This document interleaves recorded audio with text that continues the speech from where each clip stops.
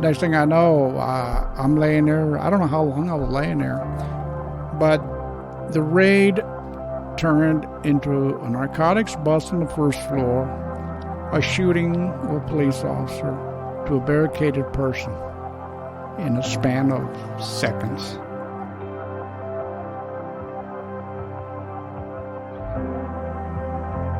And what had happened was, as I was reaching for her, the guy shot 4 times down at me. And I found out later that he hit me here, he hit me here.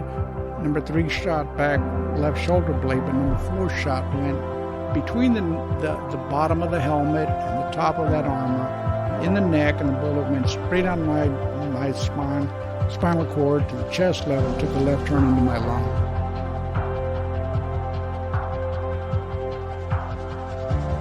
He ran into the bedroom behind a woman, and he had surrounded himself with a bunch of kids. He flushed the dope. The only thing we had left over was the wrappers. He surrounded himself with his kids. I think there was like 6 of them in there, and the woman. And then they finally went in there, busting the door down, and got him out.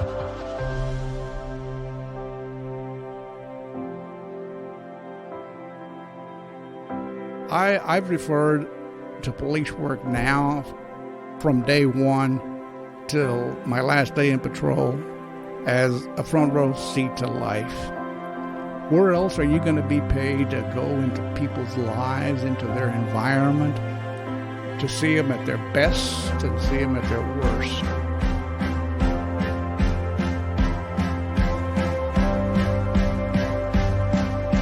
You're listening to the ATO Bridging the Divide podcast, brought to you by the Assist the Officer Foundation.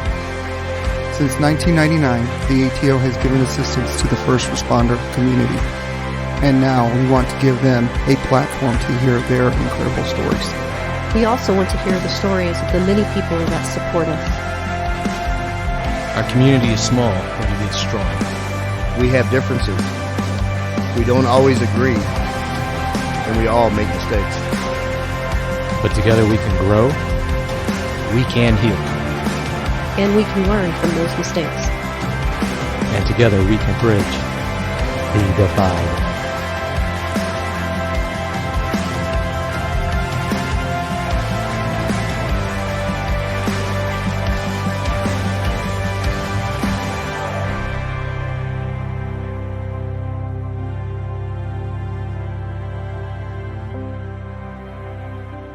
Dallas, Texas is the 3rd largest city in Texas.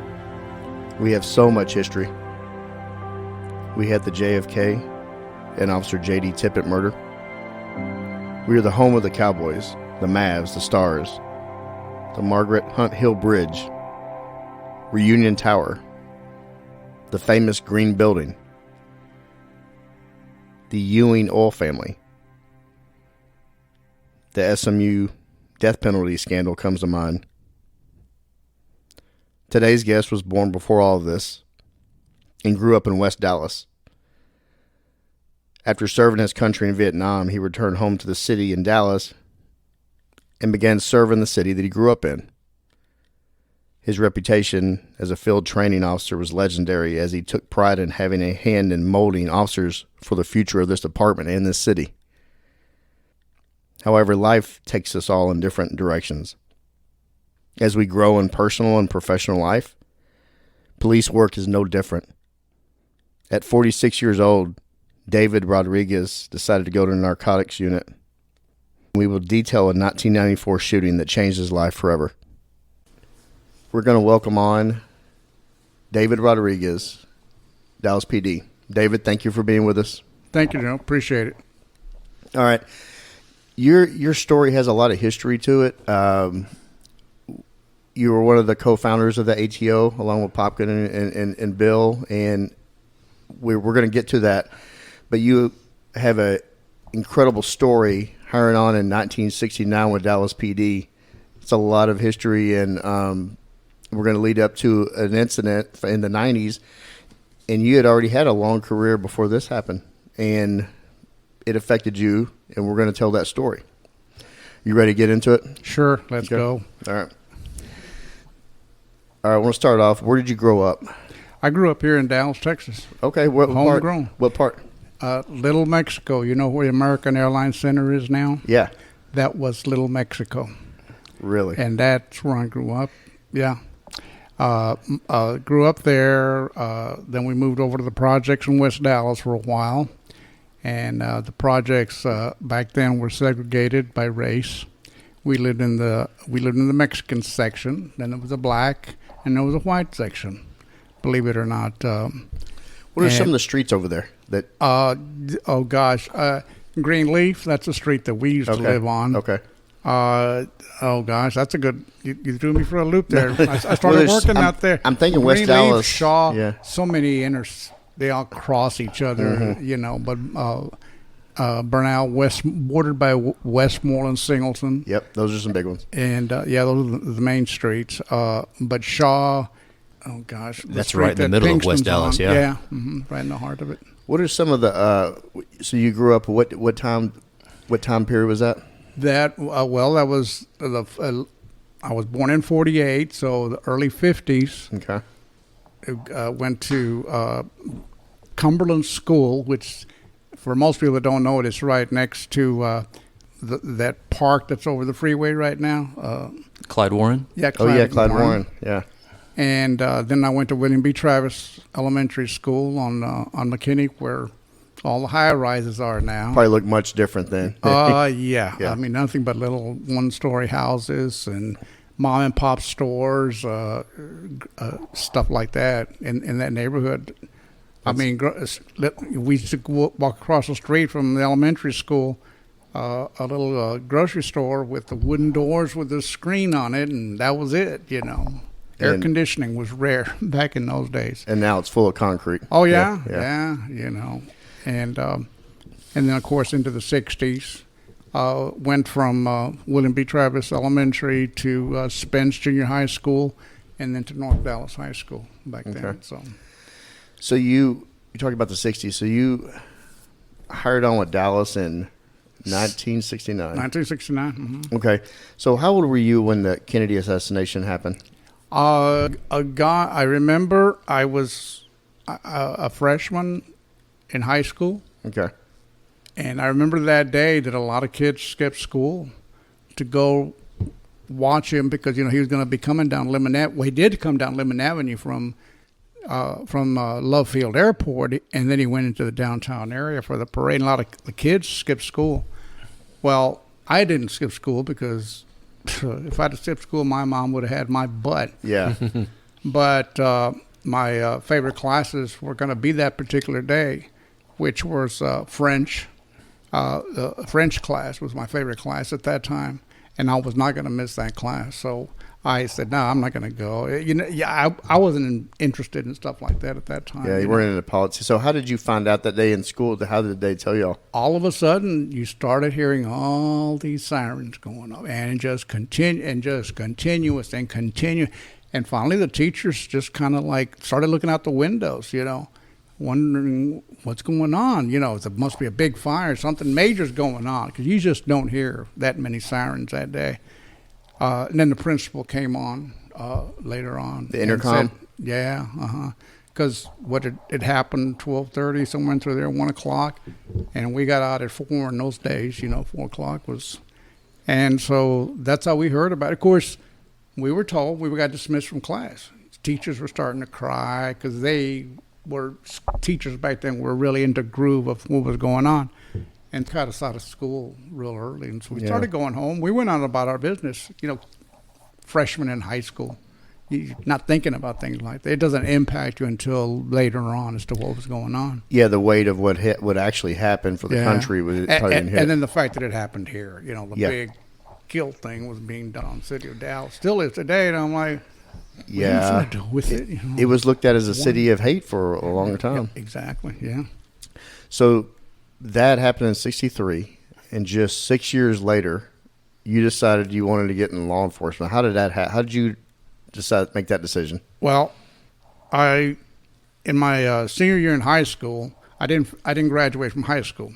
I got my GED because at that time, you know, we had the draft going on. Right. And it was going to be my time pretty soon to get drafted. And Vietnam was just building up at that point. And I said, well, you know what? I don't know that I really want to go into the Army, but I know I'm going to have to do something. So I decided to join the Navy. I got accepted and went my last year and a half. I decided, this stuff is boring. Vietnam was picking up. I don't know. I had a sense of real patriotism at the time. I said, I got to go over and do my bit. And so I decided, I'm going to go over and join the PBR units over there, which if you've seen the movie Apocalypse Now, that little boat that takes Martin Sheen up the river? Yes. That's what I was on. I was a gunner's mate. I was responsible for all the weapons on board that boat. And that was an awesome experience. Well, what happened was we got discharged, and we got flown on my discharge date time. We got flown to San Francisco to be let out of the processed out is the term they were using back then. Well, they had career days. Half the day we spent being interviewed, or not being interviewed, but being lectured about careers. Well, at that time, most police departments were hiring military people because of this big influx of people that were being let out of the military. And California Highway Patrol, LAPD, San Francisco PD, a lot of agencies, federal agencies came and said, hey, this is what we offer, and in one ear and out the other for me. Well, I came home, and I had saved a bunch of money from Vietnam, and within about 30 days of coming home, I blew every penny. On what? Okay, on just junk, believe it or not chasing women, getting drunk, because I had my fill of getting drunk over in Vietnam. I actually got sick many times over there getting drunk. It's probably a way to cope back then. Well, over there. What was over in Vietnam, we could always get hard liquor and beer. On the front lines, you could never get Coke and 7-Up to mix with hard liquor. It's just straight. So you either drink it straight, or you drank it with orange drink, or grape, or strawberry drinks. And I mean, that is gut-wrenching. It opened up within minutes after you finish a drink stuff. I mean, it wasn't exotic drinks, let's put it that way. So, I came back, and I just was going to the movies, spending money on gas. I had a car, I had a '57 Chevy that I used to drive back then. I mean, I just blew money on my family and everything like that. We were basically poor, but just gave my mom a bunch of money and this, that, and the other. Well, it was going to be time to suck up and get a job. I mean, I was downtown just walking around looking for a job. Discharged military people back then looked like discharged military people. Short haircut, white shirt, cotton pants, or blue jeans were not in style back then. And one day I was standing at the corner of the old City Hall. On Main Street? On Main Street in Commerce and Haskell. And I was standing there at the light looking at the city. I was just looking around, where am I going to look for a job, and this, that, and the other. I had applied at a couple of department stores and this, that, and the other. And Rudy Diaz, who was a sergeant then on the police department, was standing right next to me. And at that time, traffic division and police personnel were in a little building across the street from police headquarters, which was the old City Hall. And he was standing there, and he looked at me. He says, "Hey, were you just back from Nam and this, that, and the other? Not from Nam, but from the service."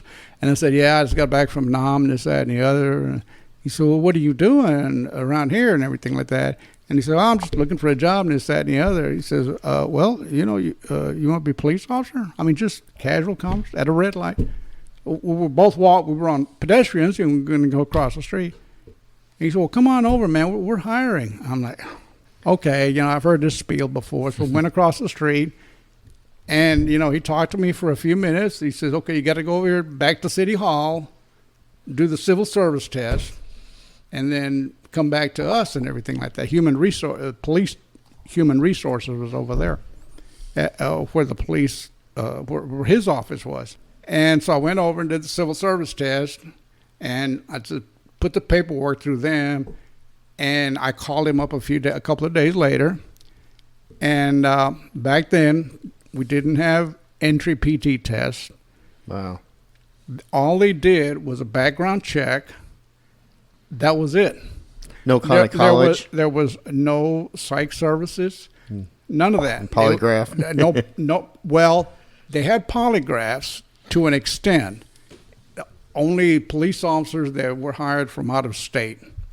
If you were local, they had enough people to do a background, and if they checked off on you, that was basically it. Back then, if you were in the military and you got discharged honorably, that was it. I mean, that was the acceptance of most police departments. When they did the oral interview board, but the oral interview board wasn't a 3-person one. It was like a 7-person board of chiefs, primarily, is all it was. Wow. Was it tough? Was that board tough? For me, it was, because I was sweating. I didn't know what the hell was going on. Military, back then, again, that's all they were hiring. So the questions were kind of easy. Okay. The one that they really grilled me on was the fact that I had never been in a fight in high school. They could never figure out why, I had never been in a fight. Well, didn't you ever hate anybody? Well, yeah. Well, didn't you get in a fight with them? No. Well, why not? Because I didn't want to get injured. Right. That was it. Because back then, that's all cops did most of the time was they got in fights with people out here. And so, and of course, I being Hispanic, they just couldn't. Back then, segregation in housing, segregation in residential, segregation in schools, basically. Mm-hmm. I mean, in my high school, Hispanic, North Dallas now is, you can't find a white kid in that high school. Back then, it was mostly all white. Most Hispanics went to this high school that was downtown. It was a technical school that most Hispanic and black kids went to. And you didn't go to North Dallas. For one thing, most minorities didn't live in that district. Right. I just happened to be right on the border. It later turned out, Rudy told me, he said, the main reason you got hired is because you're a Mexican. I said, Rudy's Mexican, so we always were able to talk like this to each other. And I said, well, why is that? He says, at that time, he says, at this point that we're hiring you, he said, there was only like 10 tops. I think he said 15 Hispanic officers on a department. There was at that point around 19, maybe 2,000 officers. Wow. Yeah. And so, of course, the city was pretty big, but they just, when you look at pictures of the department that we had back then, you see it's mostly white officers. And as a matter of fact, after I left the academy, there were several instances where there'd be a major incident over in the Lakewood area where they would need an interpreter. And if I was on duty, the dispatchers would call around and they would ask, are there any Spanish-speaking officers? And I would, yeah, I'm available. Well, we need you over here in Lakewood. Friday afternoon, heavy traffic. They sent the helicopter, which was a new unit back then. They would send a helicopter over to pick me up at Regal Row and Stemmons and fly me over there to do interpreting. I did a couple of homicides and a couple of hit-and-run fatality wrecks for A&Is back then because they needed to interview witnesses and suspects right there and then.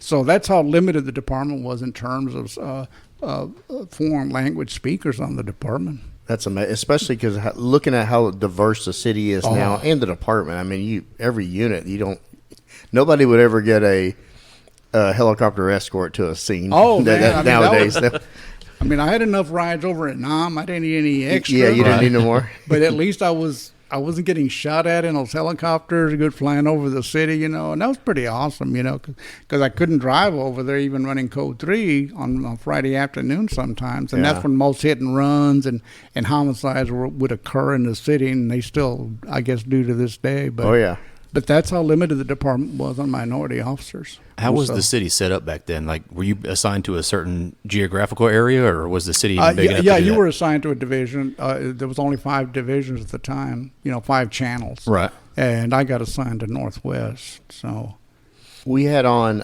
Elmer Sonny Boyd. I don't know if you remember him. And Yeah. He was okay, so we had on Elmer's story, and he answered the very first dispatch call at Northwest when it opened in the 50s. is that right? It was really cool. Yeah, he Oh, answered wow. when it first opened up, the first call that was dispatched to that division. He answered it. That's kind of cool.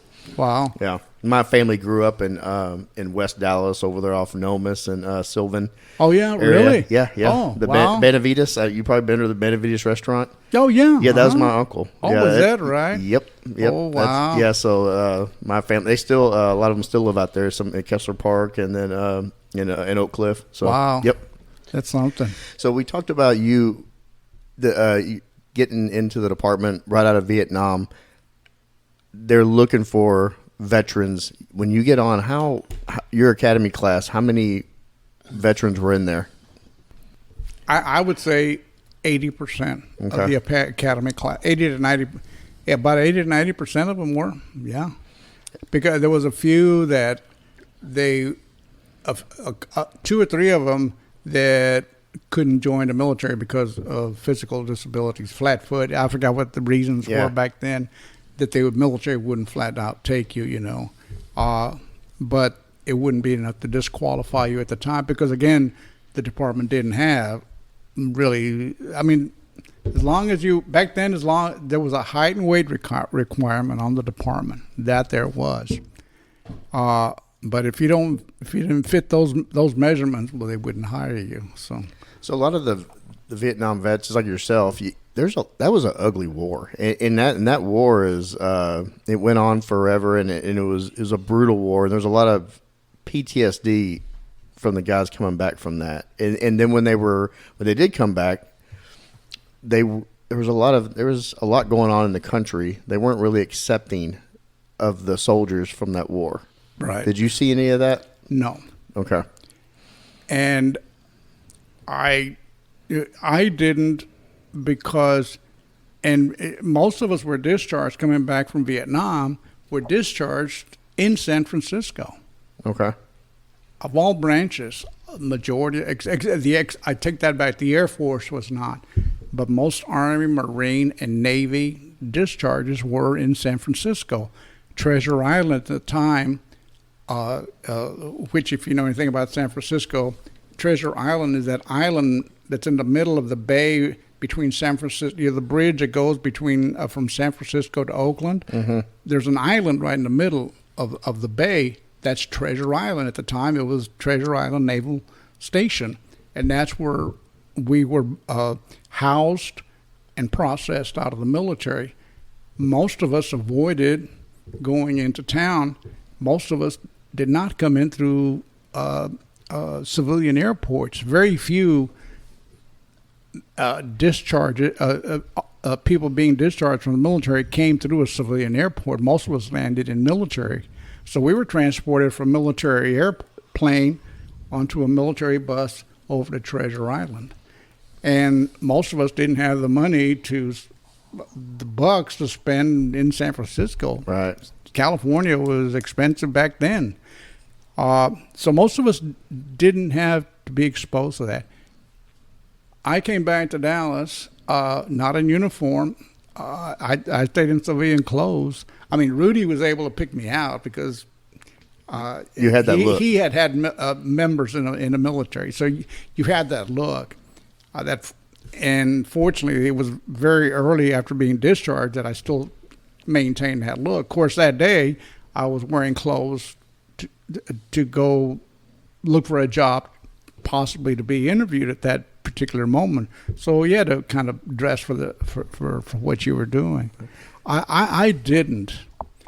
Most of those people that had problems with PTSD, they started having those problems in Vietnam. We had problems with our fellow members in our own units getting high on dope over there in Vietnam. There were several times that we ended up having to tie down people in their bunks because they were so junked out on stuff over there. I mean, they were going wild The in the heroin? barracks. Heroin. Oh, it was easy to get. I mean, they started with marijuana, but it was mostly black tar, heroin. I'd say black tar. It was heroin that was being processed over there and being sold on the street. Most over there, the one of the funny things I always noticed about Vietnamese elderly people was that their teeth were always missing.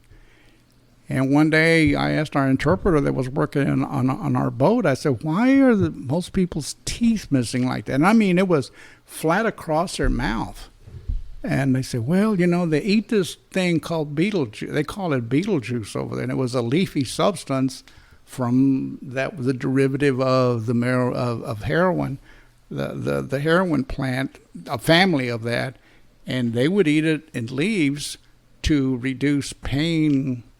Like I take hydrocodone here, to reduce pain for what they were going through. And so it was easy to get high on stuff over there. But I mean, we used to tie down of some of our members and they'd go nuts over there. Well, some of the members are 18 to 20 something. Yeah, they're young kids. Yeah, exactly. And then, I mean, I was involved in a few engagements and a few firefights, but not as many as a lot of those frontline Marines and infantry. I have to say that, obviously, give them the credit for that, having been up there. And they were exposed to a heck of a lot more than I was. But the fear was the same for everybody whenever you were in contact, because you never knew if it was going to be your moment to go. And so it was a problem, but I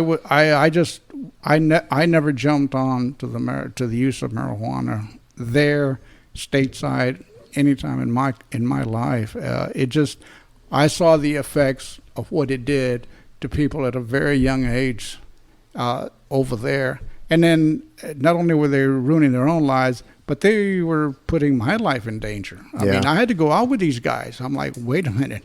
We're going to firefight? Are these guys going to curl up?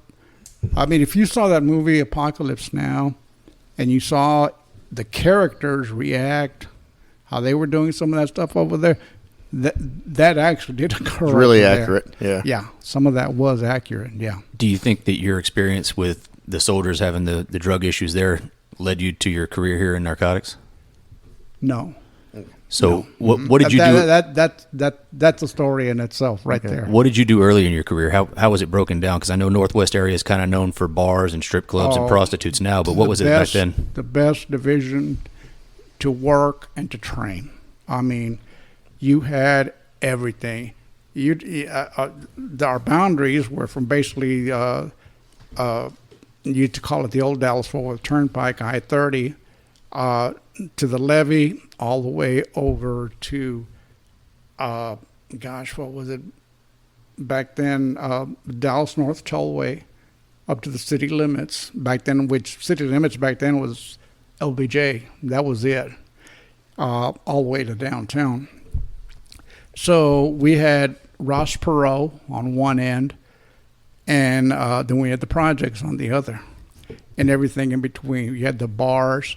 You had residential zones. You had Love Field. You had just north of the Oaklawn area before Oaklawn became Oaklawn, so to speak. So, I mean, you had a variety of things to do. And even though the division was broken down into sectors, those sectors were big. And the numbers weren't there of officers to be out there handling calls and doing stuff. So we were exposed.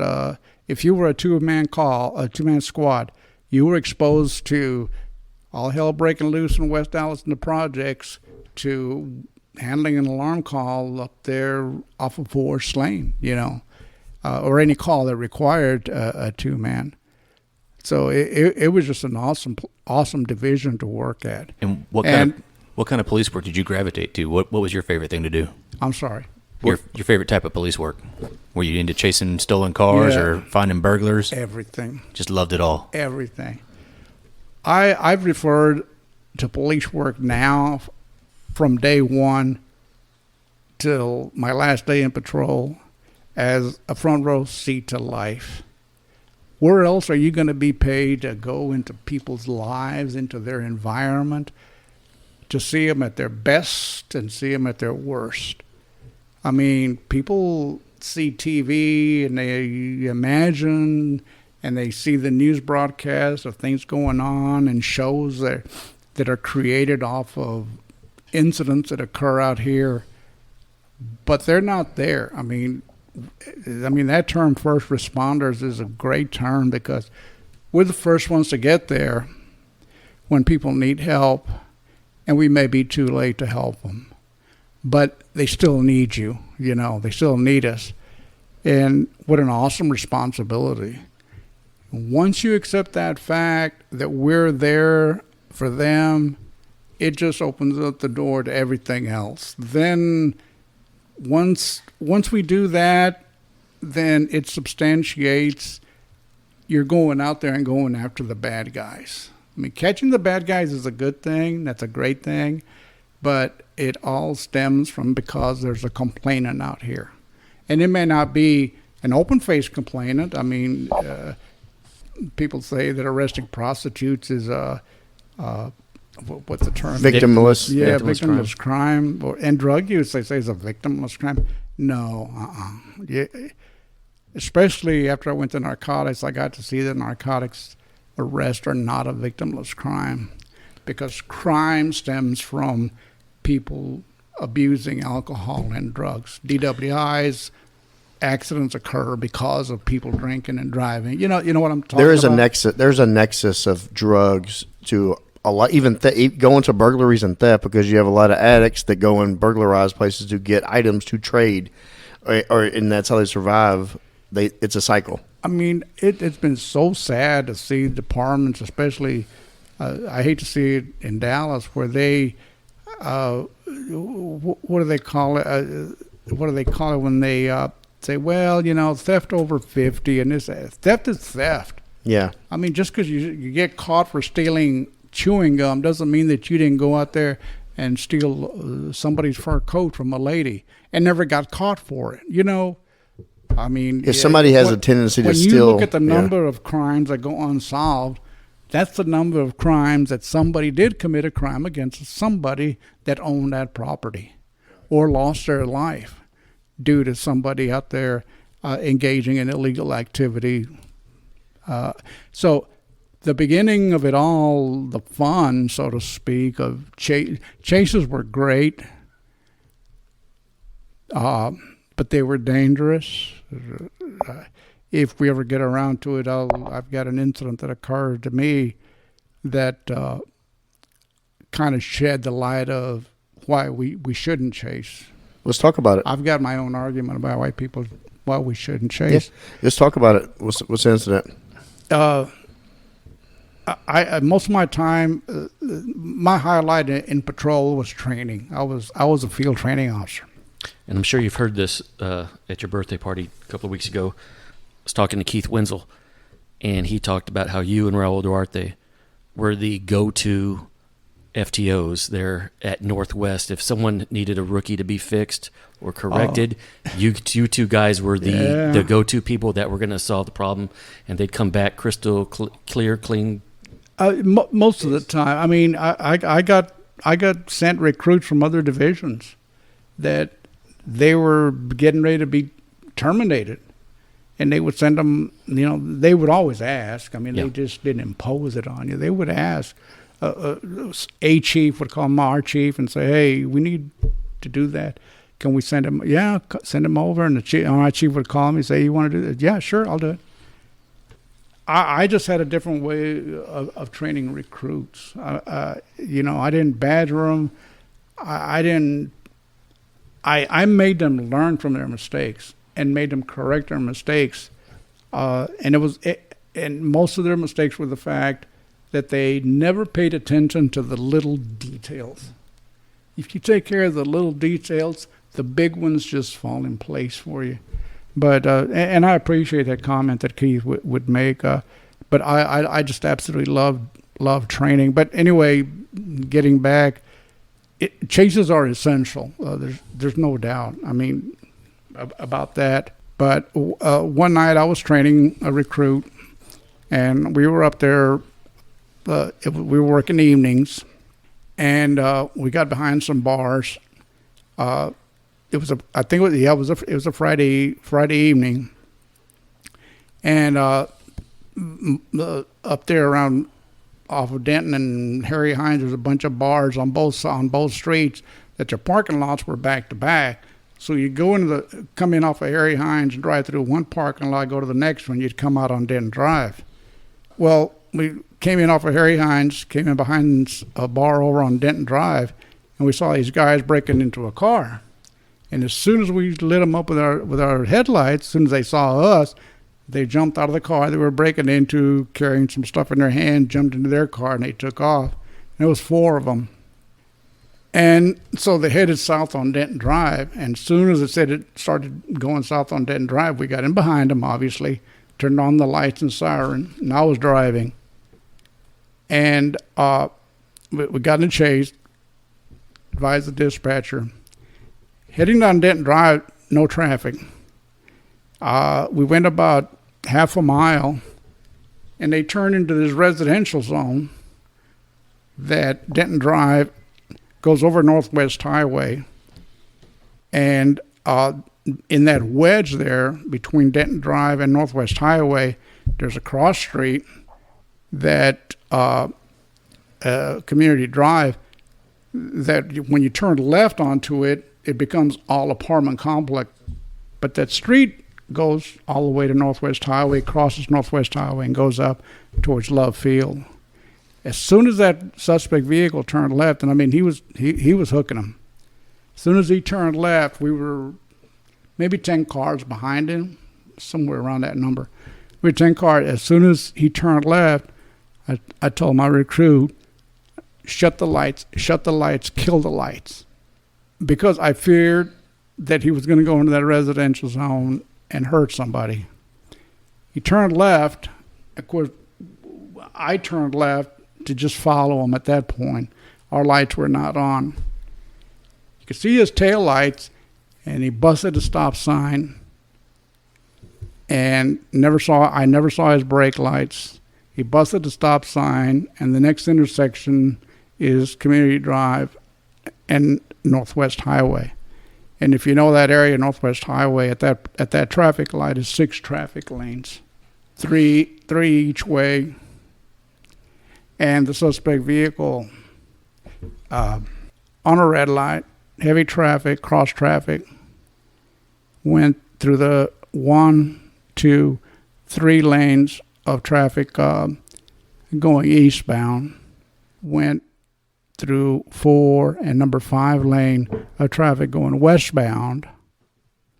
Red light. We stopped at the stop sign. I hit my brakes, started to accelerate, and just thinking to myself, oh my God. That's all I said to myself internally. But he made it through all those lanes. And in the number 5 lane, there was a Dart bus coming left. And in the number 6 lane was a little Volkswagen, and a girl driving the car, head-on collision, T-bone. Their vehicle rolled into a ravine. Her car rolled into a ravine, and her car ended up upside down. And if you know what a Volkswagen looks like, the bubble was in the ravine, and all we could see was the bottom of her car, the wheels spinning. It was awful.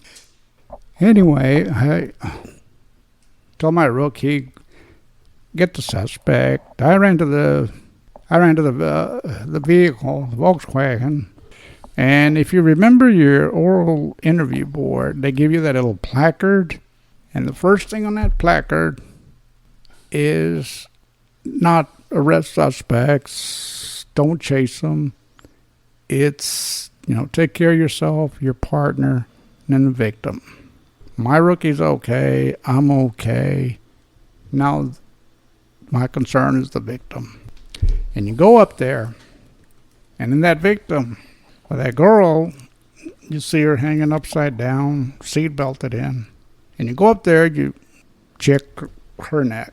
You try to get her out. She's pinned in there. You can't do anything. Of course, you've called You call for the fire department, they get there, they get her out. She's dead. Suspects arrested. I had chases afterwards, but, you know, they were always much better controlled. You're right. Chases are extremely dangerous, and when officers, when they're in the middle of them, they're fun. But the downside, the tragedy, that's why. The risk reward. You have to, you know, when we started the chase, it was just them and us. Empty road. You know, that's why it's important. When the dispatchers and departments are mandating from officers in chases, what's the weather, what's the conditions, what's the traffic, you have to understand why they're asking, because there's not that many fatality accidents that occur from chases. When you look at the numbers, there aren't that many, but there's enough only get injured. There just aren't that many that get killed. And they get personal, and they don't happen to everybody. So, yeah, you know, if we were chasing somebody that we knew had a kidnapped victim, you know, maybe it'd be easier to accept, but that wasn't the case. I mean, we're talking property. Yeah. They'll turn in an insurance claim, and it's over and done with, you know. Stolen cars, they're fun. They're awesome. But I used to tell people, because I used to teach out of the academy also, I used to tell them, I said, how many of y'all ever went to court, testified in a stolen car case? In most cases, when the car gets stolen, people get their car, their insurance, they're insured, so they're going to get part of their property back. Yeah, they're not going to get the full value of their car back. But how many people ever get convicted or sent to jail for auto theft? Yeah. Even back then in the early 70s. I take it back. In the early 70s, yeah, if you were second and third time offender for auto theft, yeah, you did get sent up to a hard time. The same thing for people that carried guns. We'd make a bust back then. It meant something when you put somebody in jail for carrying a weapon. Today, most probation, if even that. If that. But back then, gun control was us having them and then not having them and them getting sent to jail. Even if it was 30, 60 days in the county jail, they did time back then for stuff like that. That's time off the street that they could not be committing a crime, yeah. But nowadays, it's just not worth your life, a citizen's life, you know, and to a great extent, even suspects. But heck, it's their decision to make to run from you, you know. So, but, you know, that was my incident with things like that. And then the worst part of that is you had to go and testify in court. And I had to testify in court, and that day in court that I had to go up there and testify, the only people in the courtroom was the family members of the victim. And you're sitting there, and the prosecutor's right there, and the family's right behind them. That was the next worst day for me. So, you know, there's a ripple effect of tragedy. Exactly. That's beyond just being part of the initial chase and you saw a horrific tragedy right in front of you. Yeah. And you get to see the family after. The girl's sister ended up marrying an Austin police officer. And I went down there and I talked to her, to Babette, was her name, was Gina's sister's name, and Babette married an Austin police officer. And when I went down to talk to her, years after this incident, we talked for about 2 or 3 hours, and as we were leaving, I just happened to ask. I said, "Well, how is the rest of your family doing?" She says, "Oh, they're doing fine." She said, she kind of sure. He said, "You know, I don't know whether to tell you this, but you know, my mom still hates you for it." And it wasn't till about 2 years after that incident, their mom sent me a letter and said she finally went through an epiphany or whatever you want to call it, and wrote me a letter and apologized. And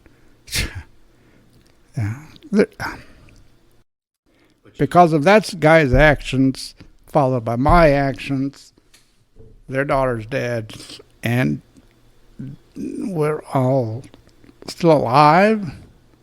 and still going through all this, you know. But you established a relationship with her family afterwards, and that speaks volumes for your character. No, it speaks volumes for them. Well, that too, but for you to a relationship is two ways, right? It's not a one-way street. So Yeah. don't discount yourself on this. No, I don't. I mean, I was given time off after the incident because of the way it happened. Not by the department, but by my chief out there at Northwest. He just gave me time off. He says, when you're ready, you come back. Who was that? I came back. Who was the chief? It was John Driscoll at the time. He said, when you're ready, you come back. And the more time I spent away, the more it was hurting me and my family. I had to go back. First of all, it was my income to take care of myself and my family. Right. I had to do that from that standpoint. I could have dragged that time off for forever and ever, but mentally there's no way I could take it. I couldn't sit there and look at those walls and say, oh my gosh, oh my gosh, oh my God. Yeah, it was horrific, but I had to do something. And I mean, the minute I got back in the training mode, another recruit, and then they become my responsibility. And the people that we were serving, they're my responsibility. What year was that? And then things happened thereafter that picked me up, but it got me away from that scenario. Right. What year was that? Did that happen? 86. 86. 85, 86. Somewhere in there. Okay. Yeah.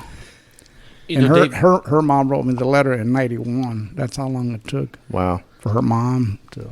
so you said you grew up in West Dallas, went to Northwest. How was it being a cop where you grew up and being one of the few Hispanic officers in that area? Were you treated? How was the reception from the community and you? What did Little Mexico think? Or if you ever went back over there, how were you received when you became a police officer and started off? When growing up down there at in that area down there of American Airlines Center, mostly white officers, and I remember one night in specific, my mom got a yellow blinking traffic light ticket in the middle of the night. At an intersection. I was a little kid. I was riding with her. And not knowing the law or anything like that, as a kid, I just oh, okay, But then as I grow older, then I became a police officer, and I fall back on that. I'm like, why did he have to write her a ticket for a blinking yellow? You know what a blinking yellow light is? Pause. In the middle of the night, I never understood that, but it kind of guided me with how I was going to deal with people out here. But when we hit the streets in early 1970, I, as a police officer, I was hated by white people because I was a Mexican officer. I was hated by Mexicans because I was a traitor. And I was hated by blacks because I was a Mexican dealing with blacks. I mean, you couldn't win one way or the other back then as a minority officer. And there were not at Northwest. There were no black officers at all. So among that division at that time in the early 70s, I was a minority out there. But as soon as everybody realized out there that I was helpful, the officers just dealt with me better than they dealt with the regular rookies, white rookie. I mean, they would mess with them like forever. But because I was really helpful to them, in their interpretation, because the Hispanic community was just starting to grow back then in the love field in that area of Northwest.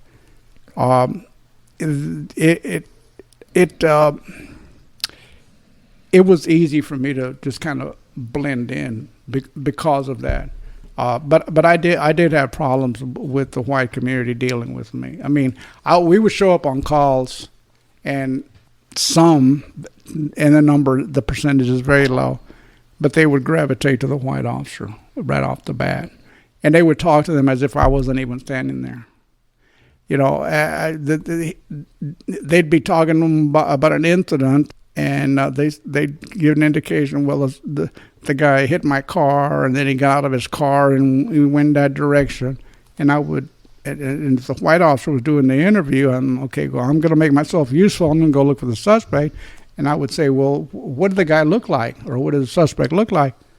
And they would turn to me, and they turned back to the white officer and says, well, he was wearing, that type of an here to over there. And I'm like, oh, okay. Well, my job now is to go chase suspect. That, I didn't take it personally. I said, okay, it's society. I'll live with it. I'm doing my job. So back in the early 70s, back to that, 1973 with the Santos Rodriguez shooting. How big of effect did that have on you? Or I know that was East Dallas. I don't know how much that affected you, if you went over there at all to deal with that, or if your family. No, I didn't. It didn't affect me to the degree that, not a lot, but the scenario under which he got killed did occur more often than it should have. Okay. That attitude of taking your gun out, and back then we were issued 38 revolvers, but after you got off training, basically when you left the academy, you could carry whatever you wanted. I mean, people were carrying, if you could carry a cannon, they were carrying a cannon. Most officers back then carried 357s. I just carried my 38. So okay, I can be as good with that as anybody can with a 357 over here. But if you remember that the way he got killed in the backseat of the car, with the officer doing an interview, doing click, click, click. Russian roulette, basically. That happened more often than people knew. So I want to get into, we talked about your time in West Dallas and patrol and tragedy you had to witness. I want to talk about an invasion of Dallas at the time, and that's the drug wars that hit town and all the violence and all the tragedy that stemmed from that. We've talked about it before with Chief Kowalski and Lieutenant Owens about the formation of narcotics. And can you kind of talk about the drug wars hitting and the violence that was occurring and how you got over to narcotics? To be honest with you, I was so involved with everything in patrol, I'm sure as in today, but back then you had within patrol, you had your little cliques of officers that they were good at this. Dope chasers and the Eastons and the Freezes were good undercover surveillance work over here. The Lance Crawfords and them were good at chasing dope over here. You name it. And my specialty, I'm not bragging, but my specialty was field training. Training officers to do the basic good things first. Then you can go out there and do your own specialty. Once you're away from me, that you're doing, I've trained you to the best of my ability to do what you're supposed to be doing. That's my job. Besides the fact that, unlike many FTOs, I wasn't responsible for having to write tickets, and I hated writing tickets. Right. So, man, you give me a rookie any day of the week, as many dumb as you want to. I just don't want to write tickets. And so I said, okay, that's a perk, but, I mean, just the pleasure and the opportunity to train police officers. Because, number one, even though I'm not a resident of the city at that time, what if I was? If I had to call a cop, I would want them to treat me with the respect that I want to be respected as a citizen rather than being berated. I wouldn't want to be talked to. Right. So that was my specialty. When the drug war hit, and they formed all those units, narcotics expanded. But my mindset wasn't over there, to be honest with you, until I went to narcotics. How did you get in? How did you get into that? That's a funny story. Let's hear it. I'd spent 23 years in patrol. And I finally went, maybe I ought to try something, but there's nothing out there that I really want to do. I don't trust myself on a motorcycle. I ain't going to do that. Horses, no way I can get up there. What's out there? What's left? I don't want to do a desk job. My desk job, I'm perfectly happy out here. My desk job is this patrol car. Am I ready to give it up? No. So the only thing left was SWAT. Okay, I can bring some of my skills from Vietnam, all these years on patrol, and transfer it over to SWAT. At the time, again, there was quite a few Hispanic officers over in SWAT, but I thought, okay, you can do with an extra one. And I forgot who I had talked to over there. Well, they were going to have an opening in one of their teams, as they were called, I guess, back then. So, they were going to do the interviews. They had a group there was 5 of us that were going to go for this one position. And one of the officers had been in SWAT before, and we were all doing our PT, our physical testing to go over there. And we did the run over at Fair Park, and then back then they did the weights over at Central Station. Okay. The weight room that's down there. I don't know if it's still down there or not.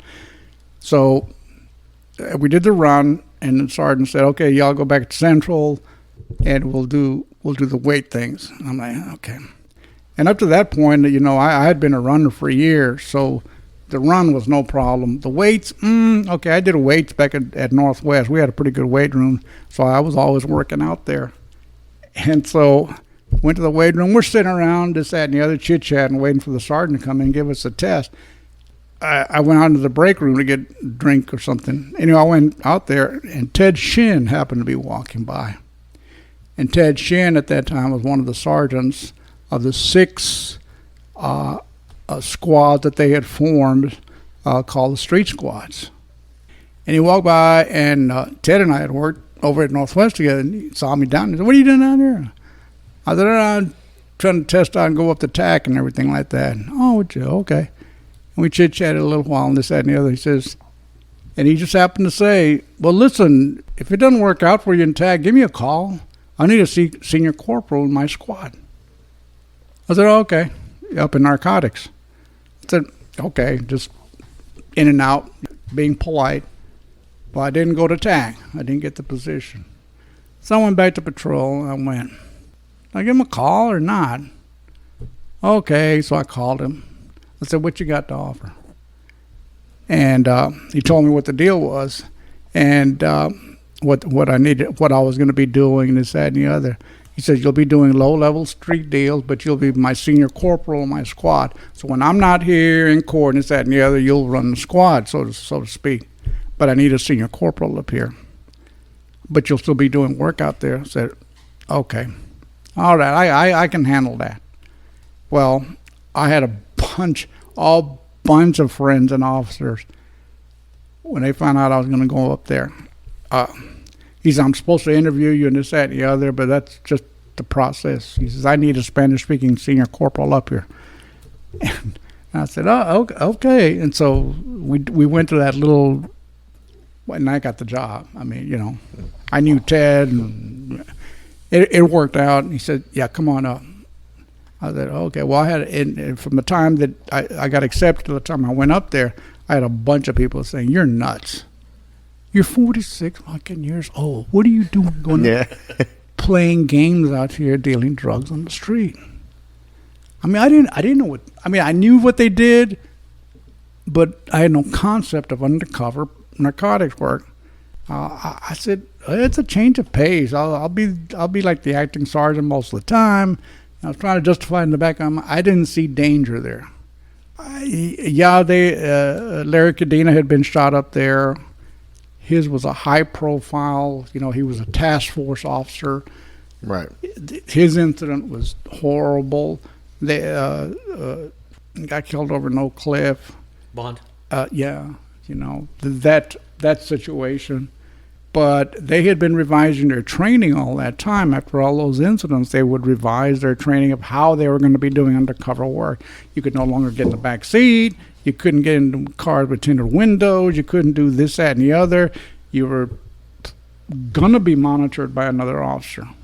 You couldn't get out of sight of another officer. Those sort of things. In the old days, they used to go into bars by themselves. They used to get drunk, all sorts of things. But they would revise. Dallas would do a good job of revising their policies of doing undercover work like that. After tragedy, like Larry Bromley, his situation. Yeah, Larry Bromley. Yeah, Thank Larry you very Bromley. much. Yeah. Yep. I'm sorry, I forgot his name.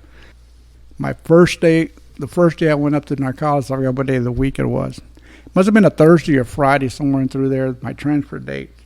Go up there, and I know what I'm going to be doing is first day's processing. Your keys, your car, this, that, and the other, the paperwork to go up there, and so I know I'm going to be sitting at the desk for one day for sure. Well, I go up there, Ted's in court, and I walked in. I was supposed to check in with him, and there was a bunch of activity going on. A bunch of officers were loading up equipment into the van. It was a Friday, because Friday was the day that they normally ran. We ran our raid. We do our work during the week, and on Fridays, we'd suit up and we'd go run the warrants. We'd run 3 or 4 warrants on a Friday. Well, there was a bunch of that's what they were doing. It was a Friday. He says, "Well, listen, I'm short a driver for one of my vans for my raids. Come on." I'm like, "Do what?" He says, "I'm short a driver. I need you to drive a van for me." I said, "To do what?" I kind of thought I knew what he was talking about, but I didn't. I'm thinking, okay, I'm just supposed to be a support officer, or I'm supposed to film something. No, I drove a team out to start running raid. Just threw me the keys. So went out to this fire station in Oak Cliff, and I'm going, I have no idea what's going on. I'm just driving the van. The only thing he asked me was, "Do you have your driver's license with you?" And I said, "Yeah." Okay. And went to the substation. We formed up. They did their little deal, and all he told me was, "You just drive us up. I'm gonna lead you all the way there. When I tell you to stop, you hit those brakes." And so I said, "Okay." Pull up to this house, and I hit the brakes. And it's a shack, and of course it's got the iron bars on the door. Next thing he told me was, "Get that van into a parallel position and back up to that door." And you know me, I'm a trainer. He's telling me what to do. I'm doing what he's telling me. So I turn that van, I back it up to the curb, and they start hooking up the chain to the van. He says, "When I tell you to go, you floor it." And fortunately, there was an open field across. So my only obstacle was the curb on the other side. I'm like, holy moly, I don't know if I'm going to make it, so I better floor it. And it was an old van. And I floored it, and boom, man, I went jumping over that van, that open field, and I dragged that door all the way across the street into the field before I finally hit the brakes. By the time I turned around, they were, of course, already inside. To me, that experience right there alone told me I knew where I needed to be, because that to me was the same thing as my very first day fielding. That feeling that you get your first day out there out of the academy. I like, man, this is awesome. Welcome to narcotics. Yeah, that was it. What year was that? 92. Okay. 91, 92. Yeah, Okay. 91 going into 92. Yeah. July of 1992. Okay. That's when I got transferred up there. And so then we ran 3 more warrants. And the end of the day, I was exhausted. The same day? Driving. Wow. I was exhausted just from driving, and the adrenaline. It's just running through you and out of you. And I'm like, this is awesome. And of course, watching these guys, and the way they were doing everything. This is awesome. Who were some of your teammates when you started over there? Oh, gosh. They were all from other divisions. I had no idea who they were. I forgot who my trainer was. I almost said his name. He was a very well-known narcotics officer at the time. I knew him. I don't remember on my squad. They must have had maybe 4 or 5 years of experience in police work, which to me was not good. It was. I had problems with even. with them sometimes on the days that I had to take over the squad, and I would tell them what they had to do and stuff like that. And of course, they weren't paying attention. Okay. Was that common up in narcotics to put young officers up there at that time? Yeah, in street squads, because all they were going to be doing was they were going to be going down doing these hand-to-hand, these minor rips, things. and that was the war on drugs. Because your major big squads, there was only like 3 of them. 3, yeah. I'm trying to think. The big one that worked with the feds. Then there was the state task force that I ended up at, and then there was the street squads. Yeah, so there was three different units, and then there was the administrative section. And I apologize for not remembering their names, and I apologize to them that I don't remember if they're listening. So I apologize up front, guys and gals. But and when I use the term guys, by the way, I mean gals too. So I don't have to. So when you said you went from the street squad up into the mid-level? Yeah, I did enjoy every minute of doing undercover work in street squads, and it was because we worked primarily the Oak Cliff area, and that was the heart of narcotics flow coming in. That's where the big guys would come in, drop their loads, and then of course they start breaking it down from there. But it's probably still that way. As we were doing the small deals, that led to investigations for the mid and upper level squads. I'm sorry. Oh, and so, but that intelligence was passed from us to them. Then they would take over, and I always thought, that's, to me, that's a waste of time. Why don't you give? We did the initial contact. We know the people that started it for y'all. Why don't you let us continue, or at least involve us in the investigation? Maybe not when it gets up to the federal level, but at least up to the mid-level state task force involved. But they wouldn't. That was just the politics of the time, And it probably had to be so, and it probably still is. But the one thing I was surprised, though, of when I went up there in July of 1992, there was only 100 narcotics officers. And I don't know what the number is today, but I thought for a city this size, 100 officers, that doesn't... And most of them were the street squads, because there were 6 of them, one for each division. Yeah, anyway, there were 6 of them. We worked Oak Cliff, and that was the majority of our contact, and I loved every minute of it because because I spoke Spanish, I was able to really blend in up there. Mm-hmm. I brought up one of my rookies, James Mendoza. I brought him up. I trained him at Northwest, and he and I, when we teamed up together, we would, we had an expense account, and what we would do is as soon as we left the office, we'd go down here on Irving Boulevard. We'd buy a 6-pack of beer, and we loaded up in this old pickup truck we had, and then we'd go. We went and bought us an old used lawnmower, and got some black trash bags and loaded up with leaves, and we'd drive around an Oak Cliff and wear these dirty clothes like we just finished mowing the lawn. We'd make a lot of great contacts like that. But anyway, when when David McCoy at mid-level state task force, when his undercover officer for his squad, his squad only had 1 undercover officer, and all the other officers were support. But they were necessary. They were the lookouts. They were the intelligence gatherers. They were the cover. They covered my back and everything. But I was the main undercover officer, and I went up and started working for David after I'd been over with Ted Shin for a while. And that's because the undercover officer he had, he's a lawyer now. He left the department and he became a defense lawyer. He's got, I forgot what his Frank name is. Perez. Yeah. Yep. Thank you very much. I remember that. Yeah. Do you? Oh yeah, I remember that. Yeah, him. Yeah, very successful defense attorney. Very much so. Oh yeah. He has his office is over there in Pleasant Grove. Yeah, Actually, yeah. I've driven by his office a couple of times going out to Mesquite.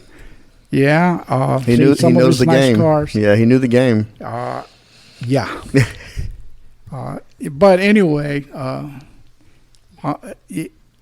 it was interesting. I got some stories from David, but I replaced him, and I could never be like him, but I didn't want to be him either. I wanted to be me, what I could do. I didn't want to go past my limits, but I could play up to my abilities and my capabilities. I knew what my limitations were. I knew when to step back to a point, so. But, I got all my training on how to run a war attack, which they taught us and everything like that. And as a matter, I think it was that summer, towards the end of that summer, Ted had an opening for an undercover narcotics school in Las Vegas. And he says, you want to go? I said, to Las Vegas for an undercover narcotics school? Yeah, I think I'll go. Yeah, right. And so I got to go to that and came back a little bit more wiser. I did get some good training while I was there. So that worked out real good up until, that day, that Sunday. So. Okay, I want to get into your shooting, and I know it's going to be difficult. Are you comfortable talking about it? Yeah, sure. Okay. Yeah. Can you kind of just walk the listener through, because it happened in '94, correct? On a Sunday. On a Sunday. January. Yep. Yeah.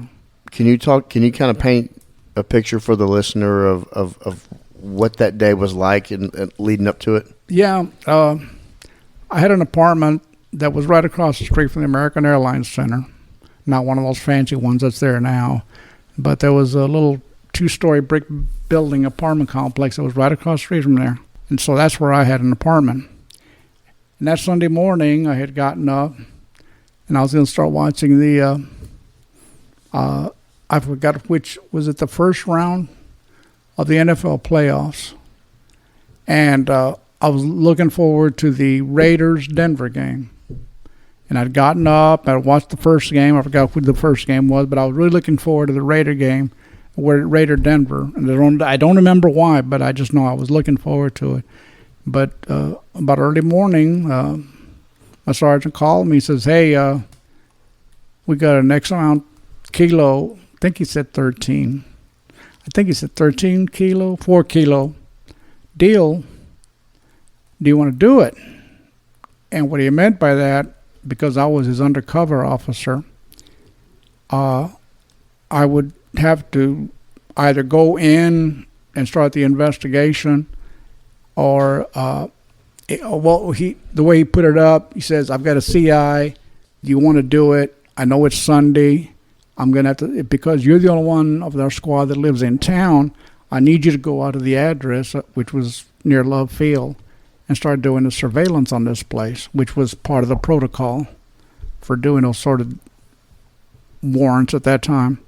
I said, I'll drop everything. And of course, that squad at that time, I guess it still is, we were on call. We didn't have a 9 to 5. So if he called us on Saturday night or Sunday, and do you want to do a deal? It wasn't my choice. We were going to be doing a deal. So, but I wanted to do it. And I said, yeah, let's do it. So she sent me out there, gave me the address. I went out there, set up surveillance, and I was there the better part of the day. They got the warrant. We went back to Central, assembled, did our deal. At that time, it being Sunday, I think now they do it because it was a dynamic type warrant, the way it was set up and described, and the number of people that it was involving, because they were Dominican importing stuff from Houston, from the Dominican to Houston to Dallas. It was going to be a dynamic, and back then they had the option of us doing it or TAC. Well, David decided we were going to do it, and which was protocol. I mean, we ran our own. It was not uncalled for. So we formed. We went back out there about 5 o'clock that after Sunday evening. I was the driver of the van because I knew the location. So I knew which way we were going to be pulling in. There was going to be no doubt. When I got there, part of my job was to pull up in front, point to the door, because it was like an apartment complex with a facade of everything looked alike, all the doors, all the windows, and pulled up. They hit the door, and my numbered position, I believe, was either 5-6 or 7-8. I think it was 7-8. I think I was number 7 in the line of officers. So as soon as I put the car in brake, dropped the keys, got out, I was the 7th man in line, and there was a number 8 officer behind me. And we got out to the door, and we had problems with the door.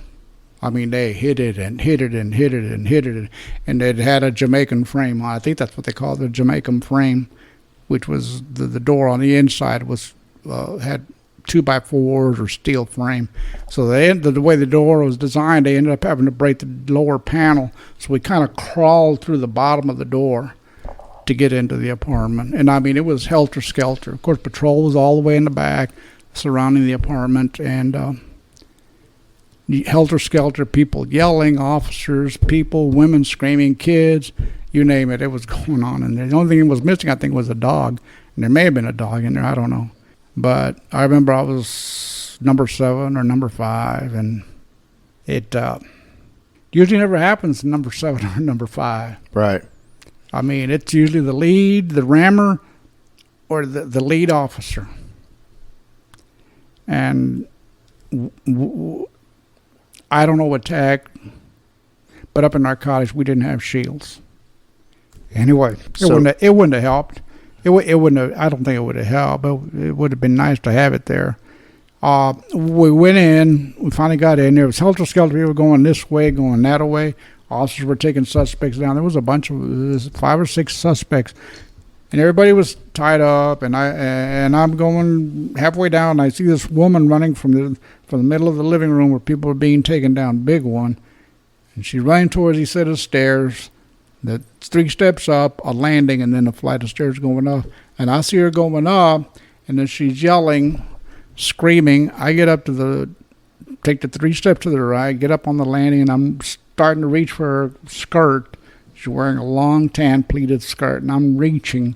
I've got I'm wearing the helmet, the goggles, my normal body armor, then the outer body armor with all the heavy plates, and I mean, I'm covered head to toe like a knight in shining armor, I guess. And I started to reach. I put my MP5 down because she's running, and I'm starting to reach for her skirt to pull her down so she doesn't get up to this flight of stairs and out of our view. And next thing I know, I'm sitting back on that landing on my ass, looking at her going up the flight of stairs. And I'm wondering, and I'm hearing all this yelling, and I'm wondering, what the fuck am I doing sitting down here on my ass? She reached to the top of the landing, and next thing I know, all I see is her turn left and a figure follow behind her. And they go into this, turned out to be a bedroom. And next thing I know, I think it was Tim Robbins. He grabbed me by my shoulder and dragged me out of that landing, down the steps, those 3 steps, and into the middle of the living room. And he lays me on my side. He says, "Where are you hit? Where are you hit? Where are you hit?" He started yelling. And I'm looking at him and I said, "What are you talking about?" I'm like, "What are you talking about? Where am I? I'm not hit." He says, he said, "Where are you hit? You got shot." I mean, I think that's what he said, but I'm not sure. He is more concerned about looking for my injuries. And I'm like, "I don't know what you're talking about." And I'm carrying on the conversation, and I hear people are yelling around him. People are like, "Keep him on his side and do this and do that." And they're taking the outer body armor off of me. They're patting me down. I see them doing that, but I don't feel them doing that. But I'm watching them. I'm laying on the floor looking at him. They're patting me down. They're looking me over. And people are yelling, well, where's he hit? Where's he shot? And they're like, they're yelling at each other back and forth, having big arguments about where I'm shot. And next thing I know, I'm laying there. I don't know how long I was laying there. But the raid turned into a narcotics bust on the first floor, a shooting of a police officer, to a barricaded person in a span of seconds. And what happened was the suspect, the guy, as a woman was going up the flight of stairs, you took a left into the apartment, and there's a rail, a closed rail that leads to I guess it led to a bathroom. I never saw the inside of the upstairs. A railing, but it's covered. It's not open. And what had happened was, as I was reaching for her, the guy shot 4 times down at me. And I found out later that he hit me here, he hit me here. Number 3 shot back left shoulder blade, but number 4 shot went between the bottom of the helmet and the top of that armor, in the neck, and the bullet went straight on my spinal cord to the chest level, took a left turn into my lung. Knocked me out completely, except for the fact that I was conscious the whole time. Never heard the shot, never saw the suspect, never felt the shooting, the entry. Actually, I never heard him. The only reason I knew there was 4 shots because everybody else told me there was 4 shots fired, and I had the markings on my body. They pulled me over. It was quite a while before, because it turned into a barricaded person. Paramedics couldn't come in. Sergeants wouldn't let them come in because it turned into a barricaded person. Because the guy was still upstairs. They didn't know where he was. Sergeants called for attack, and Ted and David, not Ted, but David decided, no, what the heck with it. No, it might have been Ted was there. I don't recall who all the sergeants were. They decided they're going to go after him.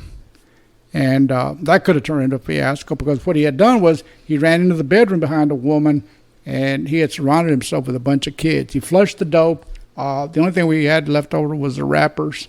He surrounded himself with his kids. I think there was like 6 of them in there, and the woman.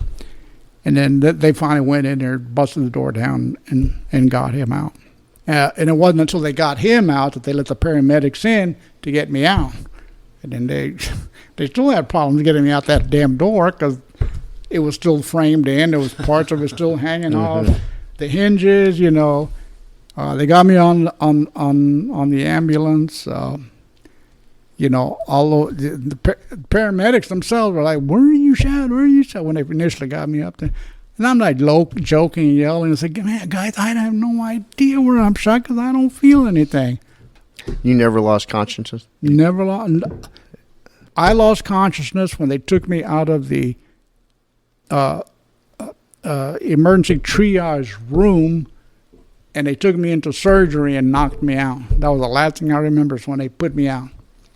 I was conscious the whole time. I was talking to people and joking with them. Paramedics came up and visited me, the ones that transported me. They came up and visited me when I was in Parkland after I got out of ICU. And one of the paramedics says, "I cannot believe," he said, "you had just been shot. You've been left like this, and you were joking with us about which route we should take from there to Parkland Hospital." I could tell, because I could kind of tell which way they were going physically in the ambulance, because I knew which way they had to go.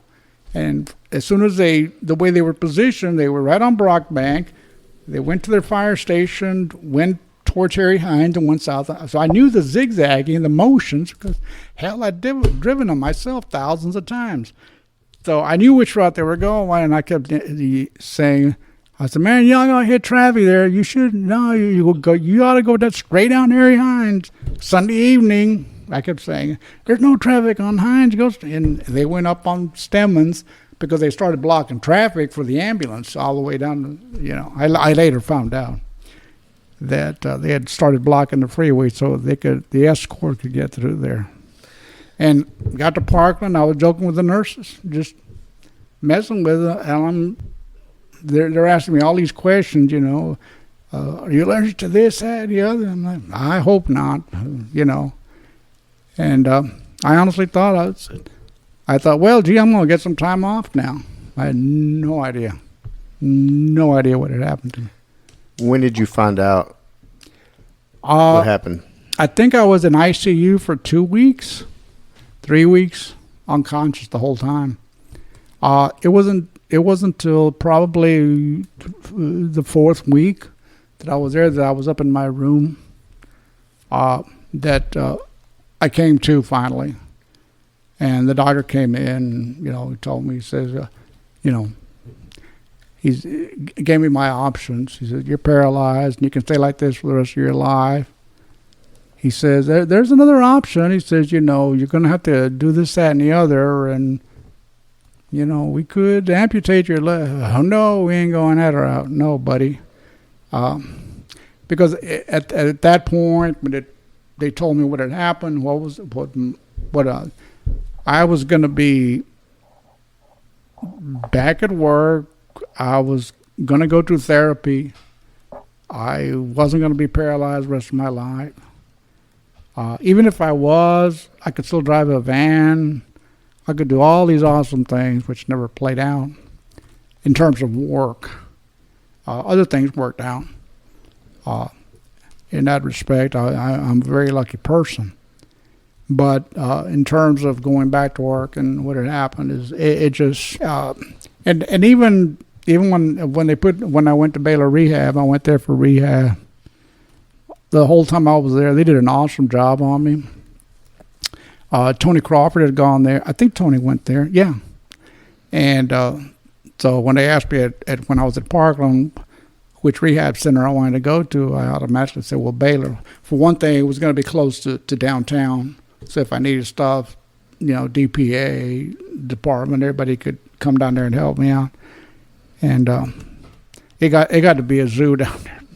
Baylor Rehab, people coming and going, this, that, and the other. Funny, but it was kind of a fun time. I had saw people I hadn't seen in years and everything like that. But the things that they were trying to help me with there were putting me into a state of mind of, oh, gee, this is bad. That's when that doctor said we could amputate your legs so that you don't have to deal with what you're going to have to deal with your paralysis. And so I said, no, we're not going to do that. Because I honestly, like I said, I was going to be walking in months. That's what I thought. And the other thing is, like 3 weeks before that incident, I had been working for the feds on some wiretaps. And I'm not bragging, but they offered me I forgot how long the school was. They offered to send me up to Washington to the DEA school. And then after I finished the DEA school, I was allegedly, the way my sergeant put it to me, he says, I'll let you go to that school, but you got to promise her when you come back that you're going to work for us. You're not going to be going working for them. So the implication was that I was going to be loaned out. Yeah. Like a task force. Yeah. And so I saw that as another opportunity. So I took it, and I had everything by my plane ticket. I had my paperwork, my orders, where to report, what day, this, that, and the other, what to bring for clothes, how to handle my business here. Because I was going to be gone for like 4 to 6 weeks, something like that. It was going to be a shortened version of the DEA school. But it's what they send narcotics officers to from different agencies to go up there and learn what to do under federal protocol. You had I read an article with you. You were, I think it's Dallas News, about you coming to acceptance that this is how it's going to be. Can you explain that? Well, it was at Baylor Rehab that it finally settled in. Because now I was going through the motions. I saw what they were doing and telling me and putting me through, that everybody else was taking it more serious than I was, so to speak. It was very difficult to accept it because you don't want to accept it. You have so many dreams, aspirations, what my plans were. I was not ready to retire either in patrol or narcotics or police work or Dallas. I mean, I loved it here. I loved doing everything that I was doing. I mean, there was so many. I mean, that horizon was getting broader and broader. And so I thought, okay, well, now I can't reach that far out, but I can reach far. I can reach out, so I can still be doing this. Okay, so I can go to narcotics and I can work the desk and handle the calls that come in where they need an interpreter. I can work with the feds, work wires. And then you find out that you can't be sitting in a wheelchair for long periods of time. Actually, after I retired from the police department, I ended up working for the DPA for a while, working the desk. And I think a year or so that I worked there. And I ended up having a skin breakdown, ended up having to go back to the hospital. And the doctor said, we're going to repair you. But I ended up in the hospital for several weeks again. And they said, next time this happens, you're going to spend the rest of your life in the bed. You're not even going to be able to get up. And at that point, I was driving in my truck. I was able to transfer into a truck. I was driving 5-6 days a week. I was going to the store by myself. I was doing everything that everybody else does except walk and run and swim and play racquetball and ride my bike. I mean, at that stage in my life, when I went up to narcotics, I'd been running since the mid-'70s, so I was doing that. But I was reliving my teenage years that I never got to experience in my 40s. And then I had my family. I had to deal with, but I still had to support them. I had to be around for them. I just couldn't give up. Because at that point, your only option is suicide. Being Catholic, not devout, but being Catholic, I can't do that. I can't do that to myself, really, to my family, to the religion. I mean, if I abide by the ethics of it, I can't do it. But it sits on your mind.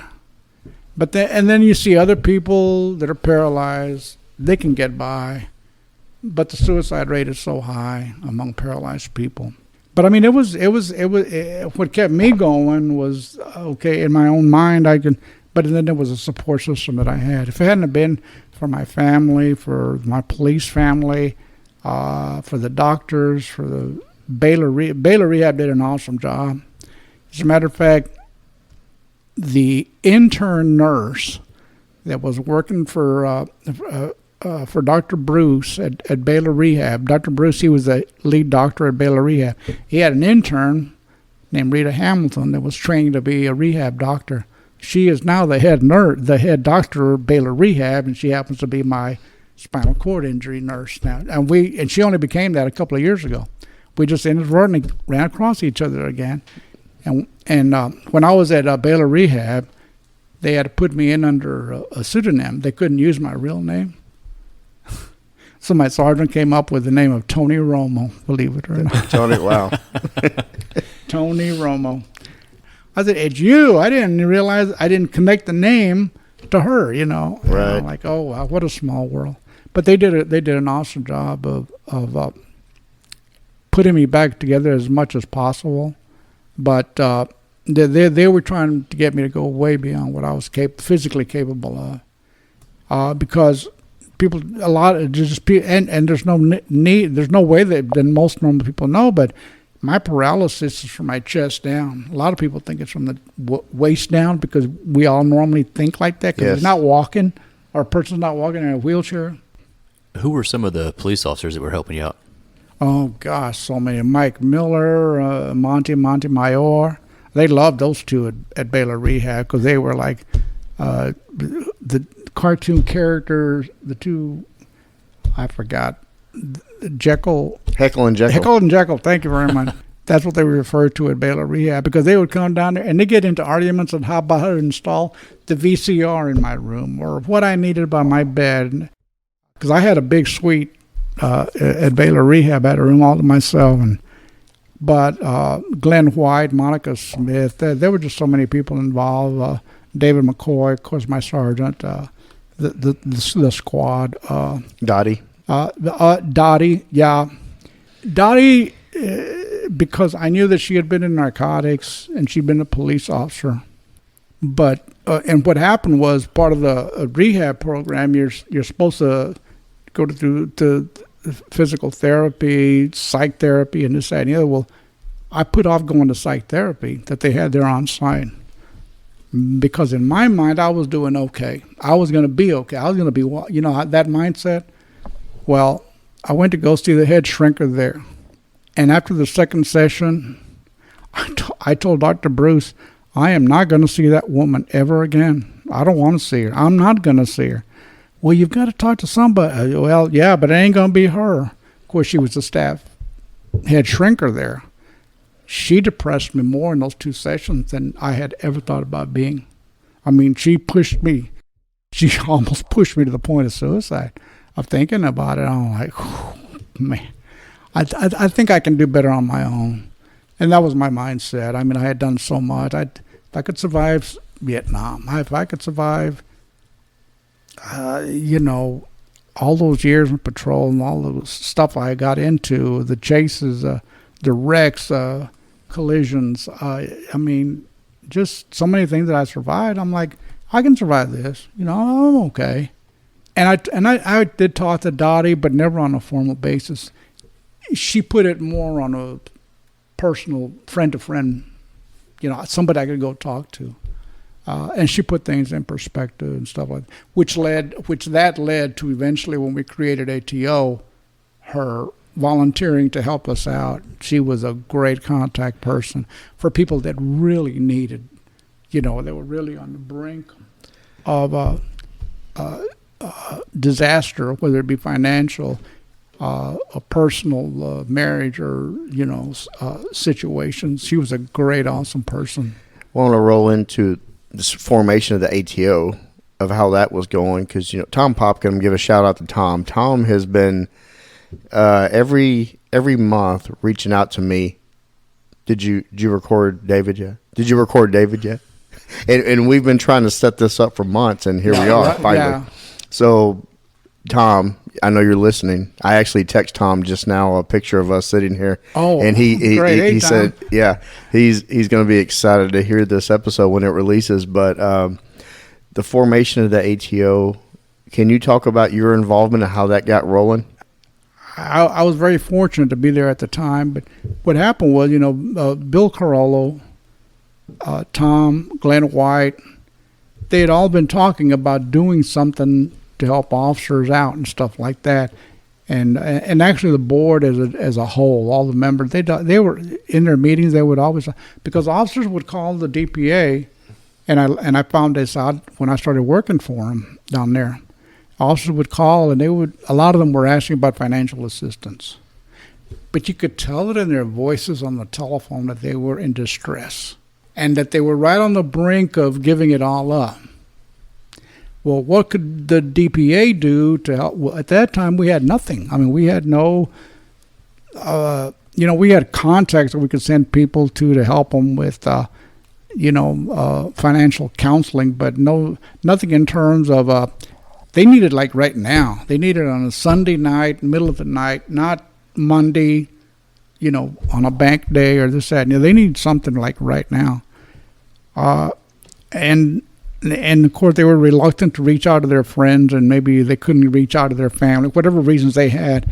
But they would call the DPA, and the DPA knew that there was officers out there, and then that they were also needing counseling type help, because they were needing it, and most of them didn't want to go to the police department, because there you were exposed to being exposed, because there's that city paperwork and workers' comp, and somebody's going to leak out, and so-and-so is over here needing a head shrinker or financial help or something like that, So we really had nothing. we all just kind of got together and we sat around and, we kicked it around. Everybody was throwing ideas, and the main thing that I contributed was that I said, look, I'm answering phone calls out here. Not a lot, but I'm answering enough calls that we need to do something. We need to find money in the budget somewhere along the line, even if it means increasing the dues, which we shouldn't do, but we maybe ought to. And of course, the argument was, well, they ought to be able to take care of their finances. And I said, well, there's just sometimes you just run up against a brick wall. There's just nothing you can do about it, And we were arguing among each other, but we finally got together and said, okay, this is what maybe we ought to do. We can do it. Well, me at the time, I kind of became the poster boy. Took a picture of me in my wheelchair, and I'm sure they don't have those brochures anymore, but they plastered me on that brochure. And sympathy brings in money. I mean, you put a poster boy out there, or a person, and you see somebody in a wheelchair, and oh man, and you see their little biography of what happened. Police officer shot, executing search, drug warrant. Will you contribute? And people accepted that. I mean, it wasn't a tactic, but because I had been on board, and I was honored enough to be told that, and I was an originating member of the board. Yeah. And I just put in ideas. That it wasn't my original idea. I just happened to be there at that time. And I was very happy to use my story to put it. I could have easily said, no, I don't want to be out there. But, why not use this as one of those reaching out to help somebody else type deal. Nothing I could do for myself. It was really Tom and them. I mean, yeah, we would meet some odd hours and some odd places to talk about things, but it was Tom and Bill that actually did the legwork, so to speak. But they did the heavy work of putting the paperwork together, along with Bob Gorski, who did our legal work for us. Yep. I mean, if it hadn't been for Bob, we couldn't have gotten going as quickly as we did once the idea was put together. It's here, the idea's here, let's do it. And if it works, it works. If it doesn't work, we at least made the effort. And look where y'all are today. I mean, yeah, did you ever imagine it would be what it is? Those first few meetings, I wrote out a check, I think for $100. That was my contribution at that time. I mean, I wasn't the only one. I'm just saying that's where we were. We were having to put money out of our own pockets in there to help, And it was, I want to say it was $100. Anyway, I remember writing a check at that point. It's the least I could do and everything, but that felt good. I mean, that we were doing something for others within the department. Well, you're doing something that's going to affect decades of officers. Oh yeah. Well, yeah, and of course we knew, and we were thinking, okay, and as we were starting to build slowly and surely, we were looking at the numbers that were coming in, going out, and we weren't seeing enough people coming and using our services. And so, okay, then we started advertising. And once we started advertising out to our own department, and they started accepting, and then they started spreading the word out there. I mean, that was the best thing. When people started using the services that we provided, that's when people really started to using it, and it expanded to where it is today. I mean, I don't know what the numbers are, but I think in some of the broadcasts I heard, you guys were talking about over $100,000 a year or something like that. At least. Yeah. I'm just saying. I should have said that at least. So. Yeah, we have so many fundraisers now that we get our money from. You mentioned Bill Carollo. So today we're recording this. It's gonna air later, but we're recording on April 5th. Yeah. That is actually the anniversary of his death. All right. And Tom pointed that out. Yes, he tragically lost his life, but he was one of the founders of this organization. Yeah, it's kind of funny, that we were creating this for people that might need financial or psych services down the road. And here were some of us that were founders that have needed that, and I appreciate Tom and giving me the credit, but the idea was formed in their heads. I just happened to be an extra mouthpiece at the time to reinforce their idea of why we needed it, because the more positive information that the board, Glenn and them got from us, the more it kicked the idea off. And then they started pushing for sponsorships of the golf tournaments. Yep. From the initial tournaments that started out, very small. I mean, they're the ones that went out there and started doing the PR work for us and for the ATO. I mean, I did very little of that. I wish I'd have been able to, but Tom, one of the very first places that Tom went. Yeah, I'm not going to tell that story because that's not fair. Okay. Tom did a great job of going out there and being a mouthpiece on his own time to get organizations to sponsor us and raise money for us and everything like that. And then as it grew and more officers used it, the more we were able to feed off of that, helping them, for them returning that help we gave them to help us to provide security, to do traffic control at the Freedom Run, and then officers that never even used our services because they knew how we were helping other officers that needed help, their friends and their pals. They would offer their services. We'd put out hey, we need officers to help with the free. We'd go meekly asking. We'd no time at all. We'd have officers. It's awesome the number of people that are out there that are unknown that do support, and they want to stay quiet for a lot of reasons. Yeah. They don't want to be protested on because you're supporting the police. And I mean, we're talking way back there in the early 2000s even. They didn't want to be associated, but they wanted to support us. And they just said, "Hey, look, we'll offer this. Just keep us quiet." And some of them would say, "Yeah, could you put a banner up somewhere, or flash our name out there somewhere?" Yeah, we'll do all that. Well, to support something, and you say that you weren't a part of. You did. Tom and Bill and all those guys did all the quote unquote heavy lifting. You were a symbol.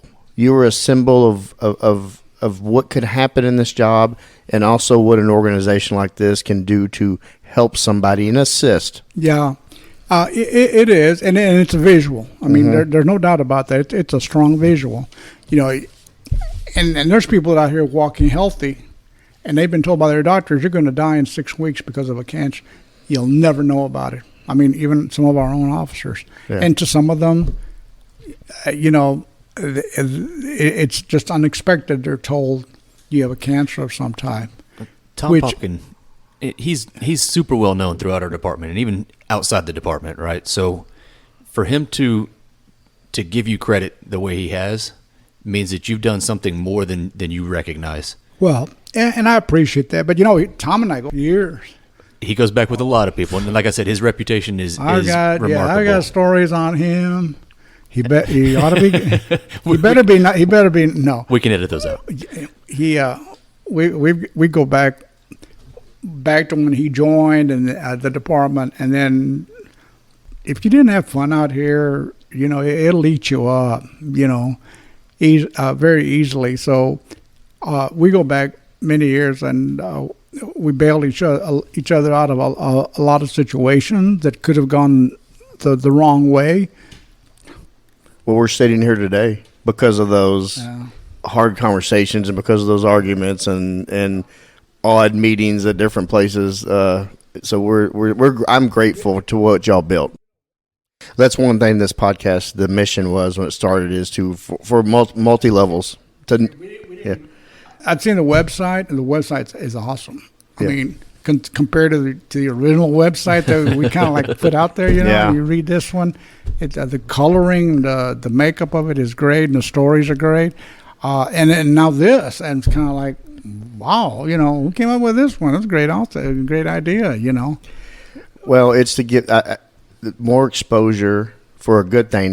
That's never a bad thing, right? To have more exposure and to get more stories out there, to get your story out, to get Ed's story out, to get Randy's, to Wolverton eventually will get his story out. So it's about. We're all connected in so many ways. Whether we're police or civilian, we're all humans, and we all have the same struggles, right? And I'm just grateful to be a part of something that y'all put together years ago, and I've benefited from the ATO over the years. Yes, through the counseling services, and Dottie, she's an incredible human, and she helped me a lot. Yeah, I mean, she's one of the counselors that. In the beginning, I told her, I said, Dottie, if we ever go beyond the number of sessions that an officer needs out here for help, I said, don't bother putting in paperwork. Just call me, let me know that somebody needs your services tomorrow, and you've got it. But just call me, let me know. Mm-hmm. And there were several times that she called me, and and there was never any question in my mind that she was the type of person that was trying to scam the system. You know what I'm trying to say? But she was the one that I would refer when people would call in and ask. She's the number one person. And we had some officers. I forgot who some of the earlier ones were, but anyway, she was the main one. Well, I'll say this about Dottie. She is still she takes the majority of the clients from our network of counselors. And no offense to anybody, we have some amazing ATO counselors in our stable now. But Dottie still she was the first, and she has the most people going to her. And it doesn't matter if you're young or old officer. I was just contacted by a 2-year officer last night talking about how Dottie helped him. Oh. So it shows you her connectivity with humans, and then especially officers, is as strong as it's ever been. She's incredible, and she's an asset. Yeah, I just can never say enough about her, so I'm going to hate to see her when she goes. Yeah, we are too. She's a great asset to have. But maybe she'll find us a good replacement, So she's got some people she is mentoring right now that I believe are going to not maybe fill her shoes entirely, but do an amazing job. Yeah, well, that's good. I think you guys set a great tone. No one ever wants to take any credit for anything, and everyone tries to push it off to the next person. And I think that's been a good, me people down there. Everyone's been great team players with my involvement, and I think we're going to be okay. Just because from the groundwork that was laid back in the late '90s. Yeah. From Glenn to Eddie Crawford, Bill and Tom, and everything that first board did, getting things set up and going. It's been. I don't think they could have imagined what we do in the scope, and I mean that no keeps getting wider and wider. A podcast now. I think that's. Anybody ever envisioned that? We have people listening, and I looked at Japan listening to this. I mean, it's odd that people in Japan and Finland are listening or downloading Sissy Officer Foundation here in Dallas stories.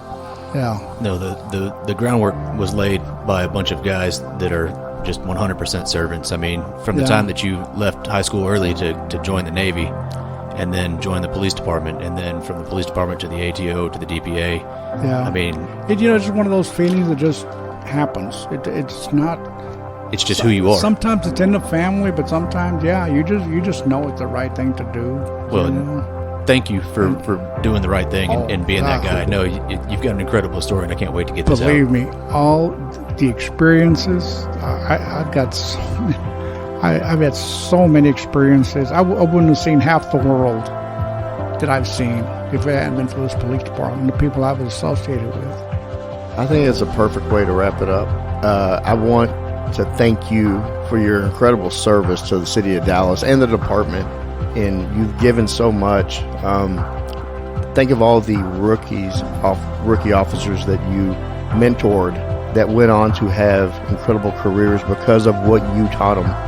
In starting this foundation, I'm honored to be sitting with you today. and I'm extremely glad to get your story out there. Oh, you're more welcome. I'm glad you all guys are filling in the big shoes that Tom and Bill laid out there and everything like that. So, We're trying. all right. Thank you much. I appreciate today and your time. Thank you, David. Okay. Thank you. Hey brother, hey sister, I'll never give up on you. Hey Mrs., hey mister, I'll see this all the way through. No matter how far the sun and the moon, I'll never give up on you. Down when you're lonely, I'll pull you up. Life leaves you heavy when the going gets tough. I'll be your shoulder, together we'll run. Up from the bottom, yeah, we'll rise above. Hey brother, hey sister, I'll never give up on you. Hey Mrs., hey mister, I'll see this all the way through. No matter how far the sun and the moon, I'll never give up on you.